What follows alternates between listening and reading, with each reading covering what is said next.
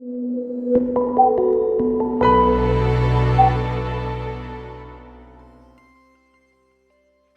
and welcome everybody. If you've been watching since lesson 1, then you'll be happy to know that we're nearing the end of this series in the Findar Academy.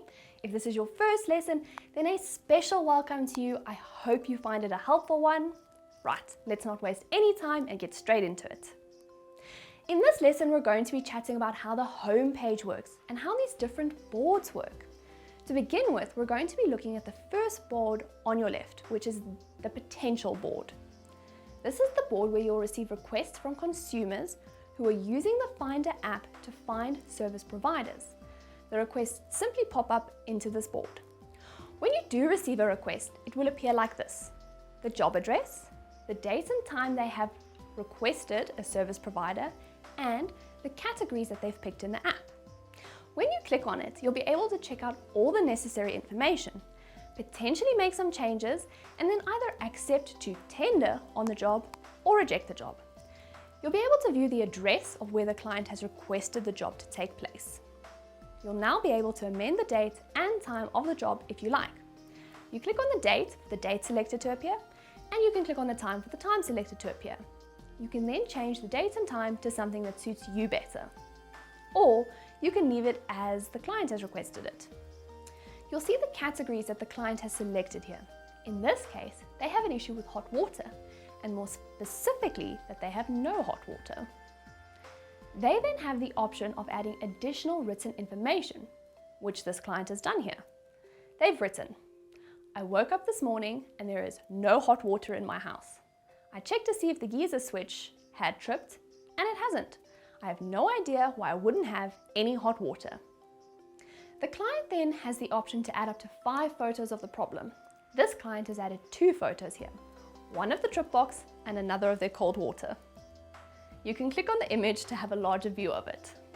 Once you've gone through all the information and decided you don't want to tender on the job, you simply click on reject. And if you've decided you do want to tender on the job, you can click on accept. Make sure any changes to the time and date are made before you accept, because you can't change it after you've clicked accept.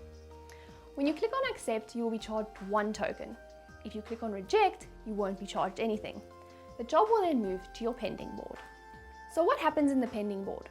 On the client side, he or she would send this request out to all the service providers that fall into the relevant radius. If you'd like to know more about how the radiuses work, please go check out lesson 5. So multiple different service providers will receive the job information. All the different service providers have the option to accept or to tender or reject the job. If you as a service provider accept the offer to tender on the job, 1 token will be deducted from your account.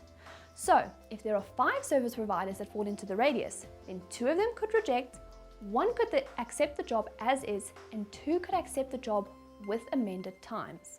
The client then receives all 3 of the tenders from the various service providers, and it is up to the client to choose which service provider he or she wants to use. The client will do this by checking out your profiles, choosing the one they like the best, and clicking the Book Now button. Once a job is in the pending board, you only have 2 actions that you can take. 1, if you decide you no longer want the job, you can cancel it. Just know that you don't get your token back if you cancel the job. Or 2, you can view it and wait for it to be either accepted or rejected by the client.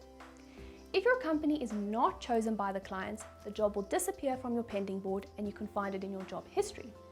If your company is chosen, the job will move into your upcoming board. The upcoming board will hold all your jobs that have not yet started. This will include jobs that you've manually added into Findar, and it will include jobs that you've received from clients using the Findar app.